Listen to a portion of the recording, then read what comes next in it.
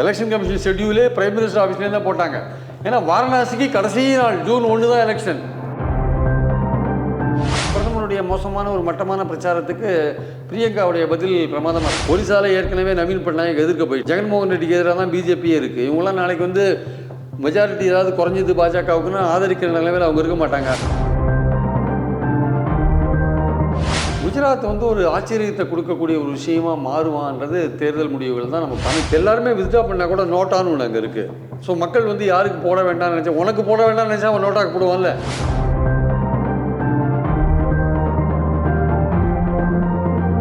எதாக இருந்தாலும் காங்கிரஸுக்கு எதிராக திருப்பது தான் பிரதமருடைய வேலை. இப்போ ஒரு சீஃப் மினிஸ்டராக இருந்தால் அவரே கூட இவிஎம் எதிர்த்தாலும் எதிர்ப்பார். ராகுல் காந்தி எந்த தொகுதியில் போட்டி போடணும்னு பாஜக டிசைட் பண்ணணும். நீங்கள் ரேபரியில் அவரை தோக்கடிங்க ராகுல் காந்தியை. இந்த வீடியோவை உங்களுக்கு வழங்குபவர்கள் Paces Pay, secure digital payments with multiple features and great success rate. ஓகேஸ் தமிழ் நேயர்களுக்கு வணக்கம்.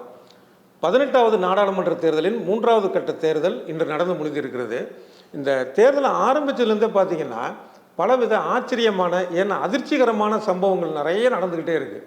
இது குறித்து மூத்த பத்திரிகையாளர் பிரியன் அவர்களுடன் கலந்துரையாடுகிறோம். வணக்கம் சார். இந்த முன்னுரை இதில் சொன்னது மாதிரியே ஆச்சரியமானது மட்டுமல்ல, அதிர்ச்சிகரமான சம்பவங்கள் பலதும் இந்த தேர்தல் காலத்தில் நடந்திருக்குது. குறிப்பாக என்னென்னா, இன்றைக்கு நடந்த 93 தொகுதிகளுக்கான நாடாளுமன்ற தேர்தலில் கர்நாடகாவும் ஒன்று. அதில் இருக்கக்கூடிய 14 தொகுதியில் ஏற்கனவே முடிஞ்சிருக்கு, 14 தொகுதிக்கு நடந்திருக்கு.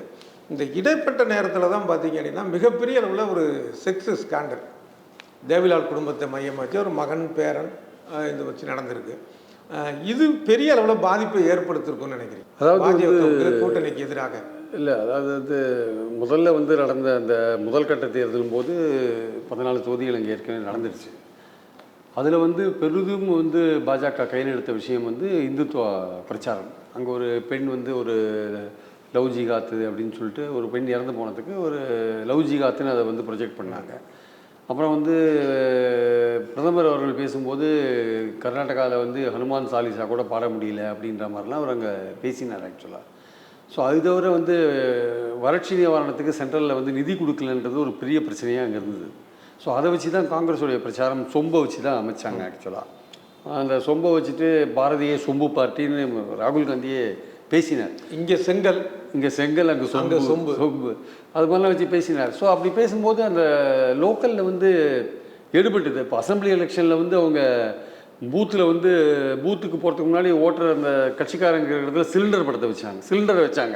சிலிண்டரை வச்சுட்டு பாருங்கள் சிலிண்டர் விலை இன்றைக்கி அது ஒர்க் அவுட் ஆச்சு ஆக்சுவலாக. மக்களுக்கு அந்த நிதர்சனமான விஷயங்களை பட்டவர்த்தனமாக சொல்லும்போது டக்குன்னு போய் மனசில் பதியுது ஆக்சுவலாக. அதனால் சொம்பு பார்ட்டி வறட்சியாக இருக்கும், நமக்கு ஒரு சொம்பு தண்ணி கூட குடிக்கிறது கிடைக்கல, அவங்க நிதியே கொடுக்க மாட்டேன்றாங்க அப்படின்ற மாதிரி விஷயத்தை வச்சாங்க. முதல் 14 தொகுதிகளில் பாஜகவுக்கு ஃபேவரபுளாக அது இல்லைன்றதான் பாயிண்ட்டு. 2வது 14 வரும்பொழுது நீங்கள் சொல்கிற மாதிரி அந்த பிரஜாவலியுடைய இந்த பாலியல் இது ஆபாச படங்கள் விஷயங்கள்லாம் வெளில வந்துருச்சு. அது வந்து பாஜக மேலே நம்ம ஏன் வந்து குற்றம் சாட்டுறாங்க இல்லை அதை விமர்சனம் பண்ணுறாங்க அப்படின்னா, 2023 டிசம்பர்லேயே வந்து இந்த விஷயம் வந்து பாஜகவுடைய ஹாசன் மாவட்ட செயலாளர் ஒருத்தருக்கு தெரிஞ்சிருக்கு. அவர் ஒரு அட்வொகேட். அவர் லெட்டர் எழுதுறார் அமித்ஷாக்கு, இது மாதிரி நம்ம ஜேடிஎஸோட கூட்டணி வச்சுக்கூடாது, வச்சுருந்தா இவருக்கு சீட்டு ஹாசனில் கொடுக்காதீங்க, யாருக்கு இந்த ரேவண்ணாக்கு கொடுக்காதீங்க, பிரஜ்வால் ரேவண்ணாக்கு கொடுக்காதீங்க, அவர் பேரில் இந்த மாதிரி செக்ஸ் ஸ்கேண்டல்லாம் இருக்குது அப்படின்னு கொடுத்துருக்காரு. பட் இதப்போ பாஜகவுக்கு தெரிஞ்சிருக்கு. அதுவும் தெரிஞ்சு தான் வந்து ஜேடிஎஸோட கூட்டணியும் வைக்கிறாங்க, அவருக்கு சீட்டையும் கொடுக்குறாங்க. ஸோ தேர்தலுக்கு முதல் நாள் வந்து ஒரு பென்ட்ரைவில் வந்து கிட்டத்தட்ட 3000 வீடியோக்கள் இருக்கிறத எல்லாம் கண்டுபிடிக்கிறாங்க. அது பெரிய விஷயமா போகிறத நம்ம பார்த்தோம் நம்ம.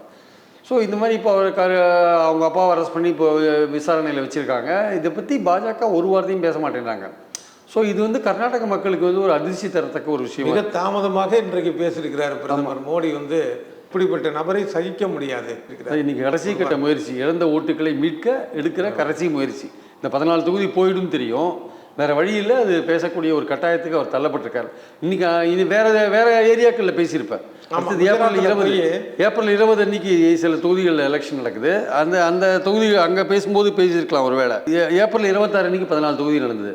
அதில் அவர் பேசவே இல்லை. இப்போ மே 7க்கு நடுவில் பேசவே இல்லை அவர் ஆக்சுவலாக. இன்னைக்கு குஜராத்தில் வாக்குப்பதிவு பண்ணிட்டு தான் பேசியிருக்கிறாரு. அதான் இன்னைக்கு தான். அது வந்து இழந்த செல்வாக்கை மீட்கிற ஒரு விஷயம். அதனால் அது வந்து எடுபடாது, இவ்வளோ லேட்டாக சொல்கிறதெல்லாம் எடுபடாது ஆக்சுவலாக வந்து. ஸோ இந்த விஷயங்கள் வந்து ஜேடிஎஸ்ல இருக்கிற அந்த பிரஜ்வால் ரேவண்ணா தேவகௌடாவுடைய பேரனை அவன் பண்ணது வந்து நிச்சயமாக அந்த கட்சிக்கு ஒன்றும் இனிமேல் பெரிய செல்வாக்கு இல்லை. இனிமேல் எலெக்ஷன் நடக்க போகிறது நார்த்தன் கர்நாடகாவில் 14 தொகுதிகள் நடக்குது. அந்த 14 தொகுதிகளில் வந்து இவங்களுக்கு ஜேடிஎஸ்க்கு ஒன்றும் பெரிய செல்வாக்கெலாம் அங்கே கிடையாது. கடந்த முறை அங்கே 2 தொகுதிகளில் தான் அந்த நார்த் கர்நாடகாலே வின் பண்ணியிருக்காங்க. அதனால் இழப்பு வந்து பாஜகவுக்கு தான், ஜேடிஎஸோட சேர்ந்ததுனால இழப்பு வந்து பாஜகவுக்கு தான்.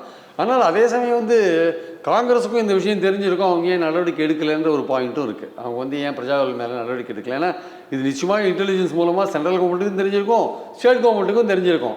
இந்த ஏன்னா டிசம்பர் மாதமே வந்து அந்த டிரைவர் போயிட்டு அந்த பென்ட்ரைவை ஹேண்ட் ஓவர் பண்ணிட்டான், அந்த பிஜேபி மாவட்ட செயலாளரை யார்ட்டையும் ஹேண்ட் ஓவர் பண்ணிட்டான்ற போது எல்லாருக்கும் தெரிஞ்சிருக்கிறதுக்கான வாய்ப்புகள் இருக்குது. ஏன்னா அமித்ஷா கைது லெட்டரே இன்றைக்கி வெளில வந்துருச்சு. ஆக்சுவலாக அந்த பாஜக அட்வொகேட் கேட்குற ஒரு கேள்வி, ஏன் நீங்கள் முதலையே ஆக்ஷன் எடுக்கலை அப்படின்ற மாதிரியான ஒரு கேள்வி. அப்போ ஏன் யாராவது கம்ப்ளைண்ட் கொடுத்தா தான் ஆக்ஷன் எடுக்க முடியும். ஸோ கம்ப்ளைண்ட் கொடுத்த பிறகு தான் ஆக்ஷன் எடுத்திருக்காங்க. அந்த கேசட்டில் வெளில வந்த பிறகு ஒரு கம்ப்ளைண்ட் கொடுத்துருக்காங்க. இது ரொம்ப கேவலமான ஒரு விஷயம். என்னென்னா இப்போ ரேவண்ணா வீட்டில் வேலை செஞ்சு அப்பாவும் பையனுமே சேர்ந்து அங்கே இருக்கிற வேலை செய்கிற பெண்களையே வந்து ரொம்ப பாலியல் வன்கொடுமைக்கு ஆளாக்கியிருக்காங்க. அதை வந்து அவங்க பெண்களே வந்து கம்ப்ளைண்ட்டும் பண்ணியிருக்காங்க. ஸோ இது வந்து நிச்சயமாக கர்நாடகா எலெக்ஷன்ஸில் போன வாட்டி வந்து 28 தொகுதிகளில் 25 தொகுதிகள் வெற்றி பெற்ற பாஜகவுக்கு இந்த வாட்டி சரியான ஒரு பின்னடைவு காத்துட்ருக்குன்றதான் என்னுடைய கருத்து. அதை தான் வந்து அதுக்கு பயந்துட்டு தான் இன்றைக்கி பிரைம் மினிஸ்டர் இப்படி பேசியிருக்காருன்னு நான் நினைக்கிறேன். ஏற்கனவே நாங்கள் 400 தொகுதியில் வந்து வெற்றி பெறுவோம், பெரிய அளவில் வெற்றி பெறுவோம்னு சொல்லிட்டு இருந்த பாஜக இந்த முதல் கட்ட தேர்தலுக்கு அப்புறம் பார்த்தீங்க அப்படின்னா ஒரு மதவாதத்தை நோக்கி ரொம்ப சீரியஸாக பேச ஆரம்பித்தார் மோடி. அதாவது இஸ்லாமியர்கள் வந்து அவங்க வந்தேரிகள், ஜிகாதிகள், இது மாதிரி அதிகமான குழந்தை பெற்றுக்கிறாங்க. இந்த மாதிரி இன்னொரு பக்கம் பார்த்தீங்கன்னா நீங்கள் வீட்டில் 2 இரவு மாடு வச்சுருந்தீங்கன்னா ஒரு இரவு மாடை வந்து காங்கிரஸ் அதாவது ஆட்சிக்கு வந்துச்சுன்னா அது பிடிக்கிறோம். இப்படிலாம் பேசுகிறதுக்கு வந்து அவங்க வந்து ஒரு பயம் வந்துருச்சோ, தேர்தல் தோல்வி பயம் வந்துருச்சோ. இல்லை, அந்த முதல் 102 தொகுதிகளில் அவங்களுக்கு ரொம்ப பின்னடைவு ரொம்ப ஜாஸ்தியாக போச்சு. அதனால தான் பயப்படுறாங்க. ஏன்னா அதில் பார்த்திங்கன்னா தமிழ்நாடு, பீகார், யூபி, டெல்லி, குஜராத், மகாராஷ்டிரா, அப்புறம் வந்து இந்த மாதிரி மாநிலங்கள்லாம் வந்து ஒரு 240 சீட் இருக்குது. அதில் வந்து பிஜேபிக்கு ரொம்ப டிஸ்அட்வான்டேஜாக இருக்குது. ரொம்ப எல்லா இடத்துலையும் கொஞ்சம் கொஞ்சம் நடக்குது. பீகார்லேயும் வெஸ்ட் பெங்கால்லையும் தான் 7 கட்டமும் நடக்குது. மற்ற மாநிலங்கள்லாம் பார்த்திங்கன்னா வந்து எல்லாம் பிரைம் மினிஸ்டர் போட்டு கொடுத்த ஷெட்யூல் படி தான் அந்த பிரச்சாரம்லாம் போயிட்டு அவர் எலெக்ஷன் கமிஷன் ஷெட்யூலே பிரைம் மினிஸ்டர் ஆஃபீஸ்லேயே தான் போட்டாங்க. ஏன்னா வாரணாசிக்கு கடைசி நாள் ஜூன் 1 தான் எலெக்ஷன். அது வரையும் பிரதமர் எல்லா இடத்துக்கும் போகணும்ல, அதனால் அங்கே போக வேண்டிய அவசியம் இல்லைல்ல. அவன் கடைசி பண்ணதில்லை, அங்கே பிரச்சாரம் பண்ணிவிட்டு அவர் போய் இமயமலையில் போய் ஓய்வு எடுத்துருவார் நினைக்கிறேன். கிட்டத்தட்ட அந்த மாதிரி ஒரு செட்டப்லாம் வச்சுருப்பார் நினைக்கிறேன். அதனால் அவர் கடைசி இதாக வச்சுருக்காங்க. இந்த பிரச்சார பாணியை அந்த ஷெட்யூலே அப்படி தான் போட்டிருக்காங்க அவங்க ஆக்சுவலாக. ஸோ அதனால் வந்து 102 தொகுதிகள்லேயே வந்து அவங்களுக்கு டிஸ்அட்வான்டேஜாக இருந்தது, ரொம்ப டிஸ்அட்வான்டேஜாக இருந்தது. அவங்களுக்கு ஆதரவான விஷயங்கள் இல்லை. ஏப்ரல் 5 வந்து ரிலீஸ் ஆச்சு காங்கிரஸுடைய தேர்தல். ஏப்ரல் 19 முதல் கட்ட தேர்தல். அதுவரையும் பிரைம் மினிஸ்டர் இதை பற்றிலாம் பேசவே இல்லை, தேர்தல் அறிக்கையை பற்றிலாம். ஏப்ரல் 19க்கு அப்புறம் தான் அவர் பேசுகிறார். 26க்கு முன்னாடி தான் பேசுகிறாரு.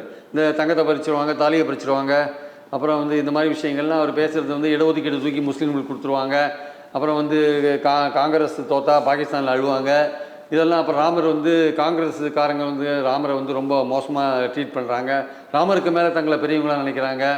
இதெல்லாம் எப்போ ராமர் கோயிலுக்கு வரல அவங்க, இதெல்லாம் எப்போ பேசுகிறாருன்னா இதெல்லாம் வந்து முதல்ல கொஞ்சம் பேசுகிறாரு. ஆனால் இந்த தங்கத்தை பிடிக்கிடுவாங்க, தாலியை பிடிக்கிடுவாங்கன்னு சொல்கிறதெல்லாம் முதல் கட்ட தேர்தல் முடிஞ்ச பிறகு தான் பேசுகிறாரு. அப்போ இதுலேருந்து அவங்களுக்கு ஏதோ ஒரு இன்ஃபர்மேஷன் கிடச்சிருக்கு, தங்களுக்கு பின்னடைவு வந்திருக்குன்ட்டு. ஆனால் இது மாதிரிலாம் பேசினதுனால அவர் இம்ப்ரூவ் பண்ணாருன்னா இம்ப்ரூவ் பண்ணலைன்றதான் அடுத்த கட்ட தேர்தல் காமிக்குது. என்னென்னா மக்களுடைய வாழ்வாதார பிரச்சனை, வேலையில்லா திண்டாட்டம், விலைவாசி, அல்லது இவங்க எலக்ட்ரல் பாண்டு ஊழல், இந்த 7.5 லட்சம் கோடி ஊழல், இதெல்லாம் மக்கள்கிட்ட பெருசாக பேசப்படவே பிரியங்காவுடைய பிரச்சாரம் வந்து ஓரளவுக்கு ஒரு காங்கிரஸுக்கு வந்து ஒரு உந்து சக்தியை உண்டாக்கியிருக்கு, ஒரு எழுச்சியை உண்டாக்கியிருக்கு. அவங்க வந்து பிரதமருக்கு நேரடியாக ஒரு எமோஷனலான விஷயங்களுக்கு எமோஷனலாகவே பதிலாக சொன்னாங்க. எங்கள் பாட்டியெலாம் வந்து குண்டுகளில் சல்லடையாக துளைக்கப்பட்டாங்க, எங்கள் அப்பாவை துண்டு துண்டாக வீட்டுக்கு கொண்டு வந்தோம், இதுவரையும் நாங்கள் அதை சொல்லி ஒரு ஓட்டு கூட நாங்கள் கேட்டதில்லை, எங்கேயும் போய் ஓட்டு கேட்டதில்லை அப்படின்னு சொல்கிறது மட்டும் இல்லாமல் நாங்கள் வந்து பிரதமர் சொல்கிறாரு எனக்கு ஒரு வீடு இல்லைன்னு சொல்கிறாரு, வீடு கிடையாது, சைக்கிள் கிடையாதுன்னு சொல்கிறாரு. 2019 எலெக்ஷனில் வீடு இருக்குன்னு டிக்ளரேஷன் அவரே கொடுத்துருக்காரு. இந்த மாதிரிலாம் பொய் சொல்லி ஓட்டு கேட்குறாரு. காங்கிரஸ் தேர்தல் வாக்குறுதிகளில் யாருடைய சொத்துக்களையும் பறிக்கிற மாதிரி நாங்கள் எதுவுமே சொல்லவே இல்லை, எல்லோருக்கும் சமமான ஒரு வளர்ச்சி இருக்கணும் தான் அந்த குறிக்கோளோட தான் அந்த வாக்குறுதிகள் அமைக்கப்பட்டிருக்கு, அதை வந்து பொய்யா கட்டமைக்கிறார் அவர் அப்படின்னு அவங்க பிரியங்கா வந்து தெளிவாக வந்து விஷயத்தெல்லாம் விளக்குறாங்க. நான் தாலியை வந்து எங்கள் அம்மா தான் நாட்டுக்காக தாலியை இழந்திருக்காங்க, அப்படின்ற விஷயத்தையும் அவங்க பிரியங்கா தான் சொல்கிறாங்க ஆக்சுவலாக. ஸோ இது வந்து அவருடைய மோசமான ஒரு பிரதமருடைய மோசமான ஒரு மட்டமான பிரச்சாரத்துக்கு பிரியங்காவுடைய பதில் பிரமாதமாக இருக்குது. ஸோ ரெண்டாவது இது வரும்போது என்னாச்சுன்னா, ஓரளவுக்கு படித்த மக்கள் இளைஞர்கள் மத்தியில் என்னன்னா ஒரு பிரைம் மினிஸ்டர் இவ்வளோ மோசமாக பேசுகிறாரு என்ற எண்ணம் அவருக்கு எதிராக கூட மாறி இருக்கிற வாய்ப்பு உண்டு. ஸோ அதனால் வந்து ரெண்டாவது கட்டத்துலேயும் வந்து பெரிய அளவுக்கு அவங்களுக்கு ஏற்றம் வந்த மாதிரி தெரியல. மொத்தம் ரெண்டாவது கட்டத்தில் 180 தொகுதிகள் முடிஞ்சுது ஆக்சுவலாக. 180 தொகுதிகளில் அவங்களுக்கு வந்து பாஜகவுக்கு அப்போது ஒரு 100 தொகுதிகளுக்கான 88 + 2 190 தொகுதிகள் நடந்தது. அப்போது வந்து பாஜக வந்து ஒரு 100 தொகுதிகள்லையும் இந்தியா கூட்டணி ஒரு 90 தொகுதிகளையும் வெற்றி பெறத்துக்கான வாய்ப்புகள் இருந்தது. மூணாவது கட்டத்தில் 94 சேர்த்திங்கன்னா ஒரு 283 தொகுதிகளுக்கு நடக்குது.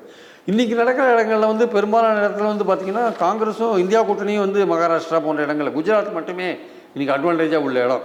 அங்கேயே குஜராத்லேயே பாஜகவுடைய பிரச்சாரம்லாம் வந்து பல இடங்களில் பிரச்சனைக்கு உள்ளாருது, ராஜ்புத்ஸ்லாம் எதிர்க்கிறாங்க அப்படின்ற விஷயங்கள்லாம் வந்துட்டுருக்கு. அதனால் அங்கேயே போட்ட கேண்டிடேட்டை பிடிக்கலேன்ட்டு பாஜகலேயே பல பேர் கொடி பிடிக்கிறாங்கன்ற விஷயங்கள்லாம் போயிட்டுருக்கு. அதனால் வந்து குஜராத்லேயே கூட ஆம் ஆத்மியும் காங்கிரஸும் கூட்டணியாக இருக்காங்க. ஸோ அதனால் வந்து ஓரளவுக்கு இந்த வாட்டி காங்கிரஸ் 26 இடங்களில் 2-3 இடங்களாவது காங்கிரஸ் பெறுவாங்க அப்படின்ற மாதிரியே எண்ணமும் இருக்குது ஆக்சுவலாக. அதே மாதிரி இன்றைக்கி நடக்கிற பீகார் தேர்தல் நடக்குதுல்ல, இன்றைக்கி 3ஆம் கட்டம் பீகார் ஒரு போர்ஷன் நடக்குது. ஆமாம், ஒரு பகுதி. அங்கேயும் வந்து ஒரு விமர்சகர்கள் சொல்லக்கூடியது என்னென்னா, அங்கே தேஜஸ்வி வந்து மிகச்சிறப்பாக பிரச்சாரம் பண்ணுறாரு. ஏன்னா இப்போ பாஜக தரப்பில் வந்து அந்த கோயில் சம்மந்தமாக கோத்ரா ரயில் சம்பவத்தில் வந்து லாலு பிரசாத் யாதவுக்கு தொடர்பு இருக்குங்கிற மாதிரிலாம் பாஜக பிரச்சாரம் பண்ணாலும் அதுக்கு பதிலே சொல்லாமல் வேலைவாய்ப்பு இந்த மாதிரி விஷயங்கள், கல்வி, இந்த மாதிரி தேஜஸ்வி போகிறது வந்து மக்கள்கிட்ட எடுபட்டு இருக்குது அப்படின்னு சொல்லி ஒரு கருத்து இருக்குது. இல்லை, அங்கே எப்படி பார்க்குறீங்க? மக்களுடைய வாழ்வாதார பிரச்சனைகள் தான் சார் முக்கியமாக வந்து இன்றைக்கி வந்து இந்த 10 வருஷ கால ஆட்சியை வந்து மாற்றணும்னு ஒரு மக்களுக்கு ஒரு எண்ணம் வந்ததுன்னா அதுக்கு முக்கியமான காரணம் வந்து இந்த வாழ்வாதார பிரச்சனைகள் தான்.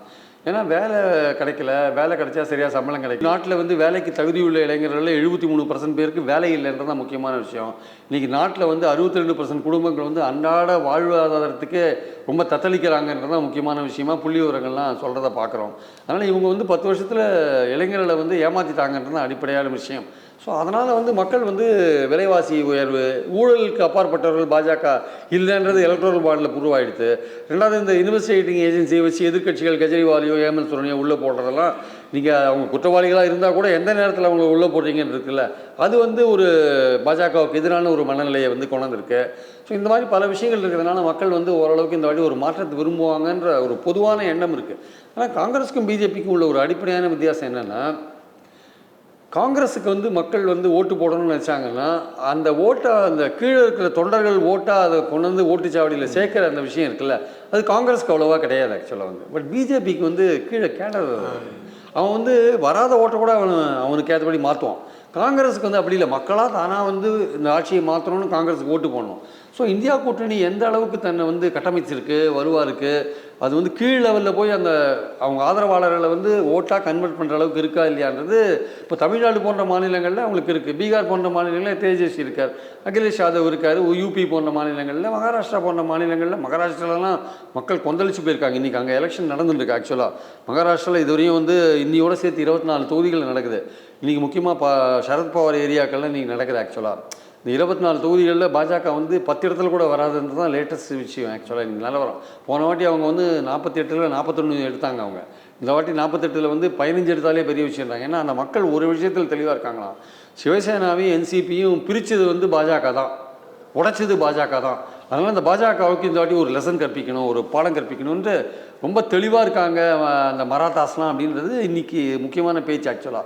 ஸோ அதனால் மக்கள் பல்வேறு காரணங்களால் இப்படி வந்து கோபமாக இருக்கிறதுனால இந்த 3வது கட்ட தேர்தல் முடியும் போது குஜராத் மட்டுமே அவங்களுக்கு ஆறுதல் அளிக்கக்கூடிய ஒரு விஷயமா இருக்குது அதிகமான எண்ணிக்கையில். மற்றபடி வேறு எந்த மாநிலமும், மத்திய பிரதேஷ் கொஞ்சம் அவங்களுக்கு இன்றைக்கி அங்கே கொஞ்சம் நடக்குது ஒரு 5-6 தொகுதிகள், அது கொஞ்சம் அவங்களுக்கு ஃபேவரபுளாக இருக்குது. ஆனால் ரொம்ப காங்கிரஸ் மோசமாக இருக்குன்னா அங்கே சொல்ல முடியாது. அவங்க ஒரு 4-5 இடங்கள் இந்த வாட்டி போன வாட்டி மாதிரி ஒரே மாதிரி ஸ்வீப்லாம் வராது. பாஜகவுக்கு ஹிந்தி பேசுகிற மாநிலங்களில் பெரிய ஸ்வீப் போராட்டி வந்ததில்லை. அது ஜார்க்கண்டோ சத்தீஸ்கரோ அந்த மாதிரிலாம் வந்து இப்போது உத்தரகண்டோ இல்லை யூபியோ எம்பியோ அங்கெல்லாம் ராஜஸ்தான்லாம் இந்த வாட்டி ஸ்வீப்பே கிடையாது. காங்கிரஸுக்கு நிச்சயமாக 25ல் பாதிக்கு காங்கிரஸுக்கு வரும்ன்றது தான் இன்றைக்கி இருக்கிற பேச்சு. அங்கே ஜாட் மட்டும் அங்கே வந்து ராஜ்புத் மட்டும் இல்லை, ஜாட்டும் இருக்கிறாங்க அங்கே சேர்த்து. ஸோ இதெல்லாம் வந்து அங்கே வந்து இந்த எக்ஸாம்ஸில் வந்து இந்த காம்படிட்டிவ் எக்ஸாமினேஷன் நடக்கிற கோல்மால், தில்லுமுல், கொஸ்டின் பேப்பர் அவுட்டு, ரத்து பண்ணுறது, இதெல்லாம் இளைஞர்களுக்கு பெரிய இரிட்டேஷனை உண்டாக்கியிருக்கு.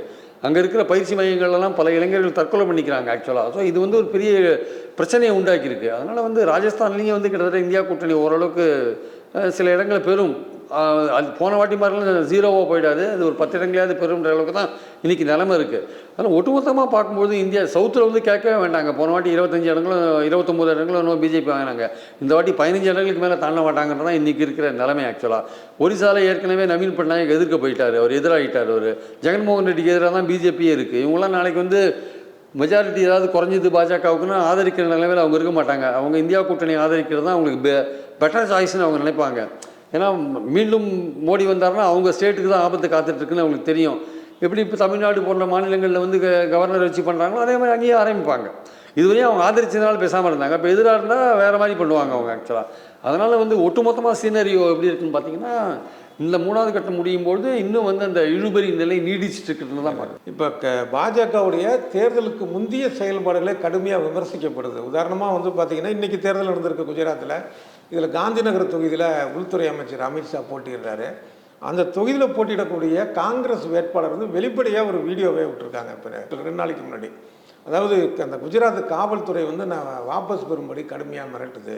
அடுத்தது 53 பேர் சுயேட்சைகள் போட்டியிட பல பேரை மிரட்டி வாபஸ் வாங்க வச்சுட்டாங்க. இப்போ இந்த மாதிரி இங்கே ஒரு விஷயம். அதேமாதிரி சூரத்துலேயும் பார்த்தீங்க அப்படின்னா இதே மாதிரியான ஒரு விஷயம் நடந்திருக்கு. அதாவது வேட்புமனுவை நிராகரிக்கிறது, எதிர்க்கட்சி போட்டியிடக்கூடியவங்களை, மற்றவங்களாம் பார்த்திங்கன்னா சொல்லி வச்ச மாதிரி வாபஸ் வாங்குறது, இதெல்லாமும் கூட வந்து பாஜகவுக்கு ஏற்பட்ட ஒரு தோல்வி பயம் அப்படிங்கிறத சொல்லலாம். ஆமாங்க, குஜராத்தில் நீங்கள் ஷூராக வின் பண்ணுவீங்கன்னு நினைக்கிற சூரத்தில் ஏன் அது மாதிரி பண்ணீங்க? ஆக்சுவலாக அந்த காங்கிரஸ் கேண்டிடேட் காணா போயிட்டு 3 நாள் கழிச்சு வந்து பண்ணி பிஜேபியிலே அவர் சேர்றாரு. எப்படி சேர்றாரு அவர் ஆக்சுவலாக? அதனால் வந்து ஏதோ மிரட்டப்பட்டிருக்காங்க. அங்கே இருக்கிற மற்ற சுயேட்சைகள்லாம் ஏன் ரிசைன் பண்ணுறாங்க? யார் ப்ரெஷர் பண்ணுது அவங்களெல்லாம் போயிட்டு? சூரத் நீங்கள் நிச்சயமாக வெற்றி பெறக்கூடிய ஒரு இடம்னா நீங்கள் ஏன் அந்த வழிமுறையை கையாளுறீங்க? அது வந்து அடிப்படையான ஜனநாயகத்துக்கே விரோதமான ஒரு விஷயமா இருக்கு இல்லையா? ஸோ அதனால் வந்து இதே விஷயத்தை தான் நீங்கள் வந்து காந்தி நகரில் அமித்ஷா போட்டி போடுற இடத்துல நீங்கள் கையாளுறீங்க. ஆனால் குஜராத்தில் வந்து ஒரு 6 தொகுதியில் இங்கே, அதாவது வல்சாத், அப்புறம் சரச்சந்திரபூர், வதோதரா, இந்த மாதிரி ஒரு 6 தொகுதிகளில் வந்து போட்ட கேண்டிடேட்டே இந்த ராஜ்கோட்டில் வந்து புருஷோத்தம் ரூபேலாவை போட்டிருக்காங்களே, அவர் தானே ராஜ்கோட்டுக்கு பிரச்சனைக்கு காரணம். அதெல்லாம் மாற்றணும்னு சொல்கிறாங்க. 6 தொகுதியில் மாற்றணும்னு வந்து பாஜக தொண்டர்கள் அடிதடி மண்டையெல்லாம் உடச்சு நாங்கள் சண்டை போட்டாங்க. ஆனால் வந்து பாஜக தலைமை எதுவுமே மாற்றவே இல்லை. இன்னொரு இது என்னன்னா, இன்றைக்கி குஜராத்தில் வந்து பாஜக தோற்றுதுன்னா அதுக்கு பாஜகவில் இருக்கிற இன்ஃபைட்டிங் தான் காரணமாக இருக்கும், ராஜபுட்சும் ஒரு காரணமாக இருக்கும். ஸோ குஜராத் அதிர்ச்சியான ஒரு முடிவை தந்ததுன்னு நான் ஆச்சரியப்பட மாட்டேன். அதான் சொல்ல வர ஆச்சரியமான விஷயம் என்னென்னா, இப்போ அமித்ஷா போட்டிடுறாரு காந்தி நகர், அது பாரம்பரியமான பாஜகவுடைய ஒரு வலுவான தொகுதி. இப்போ அங்கே வந்து வாஜ்பாய், அத்வானி, அது இதுன்னு பல பேர் வருஷம் நின்று வெற்றி பெற்ற ஒரு தொகுதி. அங்கேயே இவங்க வந்து ஒரு அச்சத்தோடு அதை எதிர்கொண்டு எதிராக போட்டிடுறவங்களை வந்து வேறு மாதிரி இந்த விஷயங்கள் தான் நமக்கு குஜராத்லேயே பாஜக ஆட்டங்கள் இருக்குன்ற எண்ணத்தை நமக்கு தோற்றுவிக்கிறது. நீங்கள் தேவையில்லாமல் அவங்க கட்சியில் இருக்கிற அந்த போட்ட கேண்டிடேட் மேலே பாஜகவினர் காட்டுற அந்த கடும் கோபம் ஒன்று, 2வது பாஜக மேலே ராஜ்புட்ஸோ ஜாட்ஸோ காட்டுற ஒரு எரிச்சல் ஒன்று, இது மாதிரி இதெல்லாம் பண்ணுறதில்ல அந்த ரூபேலா விஷயத்தில். 3வது வந்து உங்களுக்கு வந்து இந்த காங்கிரஸும் ஆம் ஆத்மியும் சேர்ந்துருக்கிற ஒரு விஷயம் ஒன்று. ஸோ இதெல்லாம் வந்து ஒரு ஃபேக்டராக இருக்கும்போது குஜராத் வந்து ஒரு ஆச்சரியத்தை கொடுக்கக்கூடிய ஒரு விஷயமா மாறுவான்றது தேர்தல் முடிவுகள் தான் நமக்கு காமிக்கணும். பட் அதுக்கான இண்டிகேஷன்ஸ் தெரியுது ஆக்சுவலாக. பட் இதையும் தாண்டி பிஜேபி தான் அங்கே பெரும்பாலும் வெற்றி பெறுதுன்னா அதை நான் ஆச்சரியப்பட மாட்டேன். ஆனால் ஏதோ ஒரு சேஞ்ச் வந்துருமோ, ஏன்னா இவங்க இதெல்லாம் பண்ணுறதை பார்க்கும்போது, சூரத்லேயும் காந்தி நகர்லையும் இதெல்லாம் பண்ணுறதை பார்க்கும்போது, நமக்கு இந்தூரில் கூட பண்ணியிருக்காங்க, அங்கே மத்திய பிரதேசில் இந்தூர்லேயும் இது நடந்திருக்கு. ஸோ இதெல்லாம் பார்க்கும்பொழுது அவங்க ஷூராக விக்டரி வருன்ற இடத்துல ஏன் இதெல்லாம் பண்ணுறாங்க, வெற்றி கிடைக்கும்ன்ற இடத்துல நீங்கள் இதெல்லாம் பண்ணும்போது அப்போ உங்களுடைய நடுக்கத்தை, பயத்தை தானே அது காண்பிக்கிறது. இப்போ இந்த வாக்குப்பதிவு எந்திரத்தில் வந்து நடக்கக்கூடிய ஒரு மோசடின்னு சொல்லி ஒரு பேச்சு இருக்குது. அது இல்லைன்னு சொல்லி தேர்தல் ஆணையம் சொல்லியிருக்கிறாங்க. இல்லை அது நடக்க வாய்ப்பு இருக்குன்னு சில பேர் சொல்கிறாங்க. நீங்கள் உங்களுடைய பார்வை என்ன? இல்லை, அதாவது வாக்குப்பதிவு இயந்திரம் கண்டுபிடிச்ச போது 84 85 கண்டுபிடிச்ச போது இந்த அளவுக்கு டெக்னாலஜி வந்து இம்ப்ரூவ் ஆகலை. ஸோ காலப்போக்கில் வந்து டெக்னாலஜி வந்து இம்ப்ரூவ் ஆகிருக்கு. இன்றைக்கி ஆர்டிஃபிஷியல் இன்டெலிஜென்ஸ் வருது, பலவிதமான தொழில்நுட்ப வளர்ச்சியெல்லாம் இங்கே இருக்குது. ஸோ ஒரு சிப்பு வந்து ஒரு மிஷினுக்குள்ளே இருக்கிற சிப்புக்கு நீங்கள் வெளியிலேருந்து கமெண்ட் கொடுக்க முடியுமா, இல்லை வேறு ஏதாவது ப்ரோக்ராம் பண்ணி அந்த சிப்பை உள்ளே வைக்க முடியுமா அப்படின்ற கேள்விகள்லாம் இயல்பாகவே எழுது. ஸோ அப்போ மக்களுக்கு வந்து ஒரு இவ்வளோ பெரிய ஜனநாயக நாட்டில் 94-95 கோடி மக்கள் ஓட்டு போடுற இடத்துல தான் போடுற ஓட்டு கரெக்டாக அந்த கட்சிக்கு தான் விழுதா, இல்லை அது மாறி போயிடுமா அப்படின்ற ஒரு சந்தேகம் வர்றது இருக்குல்ல, அந்த விஷயமே வந்து ஒரு ஜனநாயகத்துக்கு வந்து முரணான ஒரு விஷயம் ஆக்சுவலாக. ஓட்டு போடுற ஒருத்தனுக்கு நான் போடுற ஓட்டு இரட்டையிலைக்கு கரெக்டாக போச்சா இல்லையான்னு அவனுக்கு அந்த விவிபேட்டே சரியாக சொல்லலை. நீங்கள் ஒரு ஓட்டு போட்டிங்கன்னா பாஜகவோட தாமரை சின்னம் 2 காமிக்குது, 2 ஸ்லிப்பு காமிக்குது. அப்போது உங்களுக்கு ஒரு நம்பிக்கை போகுது இல்லை, அப்போ நான் போட்ட ஓட்டு யாருக்கு விழுது? 2 சந்தேகத்திற்கு அப்பாற்பட்டு இருக்க வேண்டும். தெலுங்கானால காங்கிரஸை ரொம்ப தரம் தாழ்ந்து விமர்சிச்சாருன்னு சொல்லிட்டு சந்திரசேகர் ராவ் அவர் 2 நாள் பேசக்கூடாது அப்படிங்கிற தடை தேர்தல் கமிஷன் போட்டாங்க. ஆனால் மோடிக்கு வந்து நோட்டீஸ் அனுப்பாமல் நட்டாவுக்கு அனுப்பியிருக்காங்க. ஸோ இவங்களுடைய அந்த ஒரு அணுகுமுறை ஒரு விஷயத்தில் எப்படி அணுகுறாங்க, அந்த ஸ்கேல் எப்படி இருக்குன்னு பார்க்குறீங்க. அந்த அணுகுமுறை அளவுகோல் எப்படி இருக்குது. மோடின்னொன்னே அவங்களுக்கு வந்து நம்மளை அப்பாயின்ட் பண்ண மோடியாச்சே அவங்களுக்கு ஒரு பயம் வருது. சார் பிரதமருக்கே நோட்டீஸ் கொடுக்கலாமான்னு. பிரதமர் இன்னைக்கு காலகட்டத்தில் பிரதமர் வந்து ஒரு இடைக்கால இதாக தான் ஏற்பாடாக தான் இருக்காரு தவிர உண்மையான ஒரு முழு நேர பிரதமராக ஃபுல் ஃப்ளெஜ்டு பிரதமர் கிடையாது. ஒரு இந்த இடைக்காலத்தில் வந்து தேர்தல் நடக்கிற வரையும் வந்து ஒரு பிரதமராக இருக்கார். அவருக்கு வந்து ஆஃபீஸ் கூட போக முடியாது. இன்றைக்கி அவருக்கு கேனாட் கோ டு ஆஃபீஸ். ஆனால் அவரை பார்த்து இவங்க பயப்படுறாங்க தேர்தல் கமிஷன். அவருக்கு நோட்டீஸ் ஆக்சுவலாக இதுவரையே இருந்த வழக்கம் என்னென்னா, யார் அவதூறாக பேசுகிறாங்களோ, முறை தவறி நடத்தை விதிகளை மாறி பேசுகிறாங்களோ அவங்களுக்கு நேரடியாக நோட்டீஸ் கொடுப்பாங்க. அவங்கள பிரச்சாரத்துக்கு போக விடாமல் தடுப்பாங்க, அதெல்லாம் கொடுப்பாங்க. சில போது மக்கள் பிரதிநிதி சட்டப்படி கேஸ் போட்டு ஆக்ஷன் எடுத்து கூட தேர்தல் நிற்க விடாத கூட பண்ணுறதுக்கான வாய்ப்புகள்லாம் இருக்குது. ஆனால் இவங்க என்ன பண்ணுறாங்க, நோட்டீஸ் கொடுக்காது மட்டும் இல்லை, கட்சிக்காரங்க நோட்டீஸ் கொடுத்தது மட்டும் இல்லை, பிரதமருக்கு இன்டைரக்டாக இன்னொரு மெசேஜ் சொல்கிறாங்க. ஐயா எங்களுக்கு நாங்கள் வேறு வழியில் உங்களுக்கு நோட்டீஸ் அனுப்ப முடியாது, இவருக்கு அனுப்புகிறோம். அதே சமயம் ராகுலுக்கு ஒரு நோட்டீஸ் கொடுத்துட்டோம் நாங்கள். அதனால் நீங்கள் வந்து தப்பாக நினச்சிக்காதீங்க அப்படின்ற மாதிரி ஏதோ ஒரு பாஸுக்கு வந்து ஒரு ஊழியர் பதில் சொல்கிற மாதிரி அந்த லெவலில் தான் எலெக்ஷன் கமிஷனை நீக்கியிருக்காங்க. ஆக்சுவலாக எதிர்கட்சியை சேர்ந்த, அதாவது அதை தவிர இந்த சுயேட்சைகள், இந்த வேட்பாளர் எல்லாருமே வந்து திரும்ப பெற்றுட்டாங்க வேட்புமனுவை. அதனால் அன்ன போஸ்ட்டை அவர் அறிவிக்கிறோம் அப்படின்னு இப்போ அறிவிச்சிருக்குது தேர்தல் ஆணையம். இது சரிதானா? தப்பு. தேர்தல் கமிஷன் இது பண்ணது தப்பு. இப்போ சூரத்தில் வந்து எலெக்ஷன்ஸ் வந்து May 7 தான் நடந்தது. சரி, இப்போ தான் நடக்குது, இன்றைக்கி தான் நடக்குது. ஸோ தப்பு. ஏன்னா எல்லாருமே வித்ட்ரா பண்ணால் கூட நோட்டான்னு ஒன்று அங்கே இருக்குது. ஸோ மக்கள் வந்து யாருக்கு போட வேண்டாம்னு நினச்சா, உனக்கு போட வேண்டாம்னு நினச்சா அவன் நோட்டாக்கு போடுவான்ல. நீ மட்டும்தான் அங்கே இருக்க, ஓகே ரைட்டு. அப்போ உனக்கும் நோட்டாக்கு ஒரு போட்டி நடக்கணும்ல. உனக்கு போட வேண்டாம்னு நினைக்கிறவனுக்கு ஒரு சாய்ஸ் கொடுக்கணுமா வேண்டாமா? நோட்டா எதுக்கு இருக்குது? மேலே இருக்கிற 50 பேருக்கும் நான் எனக்கு இஷ்டம் கிடையாதுப்பா, நான் நோட்டாக்கு போடுறேன்னு தானே அதுக்கு தான் நோட்டா வச்சுருக்கீங்க. இப்போ 2 பேர் மட்டுமே இருக்காங்க. இப்போ நீ மட்டுமே நிற்கிறேன்னா உன்னை வேண்டான்னு சொல்கிற எனக்கு எங்கே வாய்ப்பு இருக்குது? அப்போ நோட்டா வைக்கணும் இல்லை நீங்கள்? அங்கே ஏன் வைக்கல? நீங்கள் இன்றைக்கி எலெக்ஷன் நடத்திருக்கணும் சார் சூரத்தில்.